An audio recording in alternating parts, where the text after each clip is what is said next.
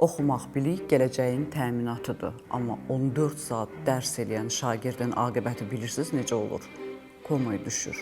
Maraqlı xəbərdir, birlikdə izləyək. Ev tapşırığına görə xəstəxanalıq oldu. Çinin Hunan əyalətində yaşayan 11 yaşlı məktəbli Lian Lian yay tapşırıqlarını bir gündə bitirmək üçün 14 saat fasiləsiz dərs etdikdən sonra xəstəxanaya yerləşdirilib. Bu barədə South China Morning Post məlumat yayıb. Uşaqda sürətli nəfəs alma, baş gicəllənmə, baş ağrıları və ətraflarda keyimə kimi ciddi simptomlar müşahidə olunub. Hadisə günü o səhər saat 8:00-dan axşam saat 22:00-a qədər fasilə vermədən ev tapşırıqları ilə məşğul olub. Saat 23:00 radələrində vəziyyəti daha da ağırlaşdıqdan valideynləri onun təcili olaraq xəstəxanaya aparıb. Həkimlər onun emosional gərginlik nəticəsində yaranan hiperventilyasiya, yəni çox sürətli və dərin nəfəs alma sindromu yaşadığını bildirib. Lian Lianın nəfəs alma ritmi tənzimləndikdən və oksigen maskası ilə yardım göstərildikdən sonra vəziyyəti sabitləşib. Qeyd edək ki, Çanşa Mərkəzi Xəstəxanasından bildirilib ki, uşaq təcili yardım şöbəsinə bənzər simptomlarla 30-dan çox məktəbli gətirilib. Bu, digər aylardakı göstəricilərdən 10 dəfə çoxdur.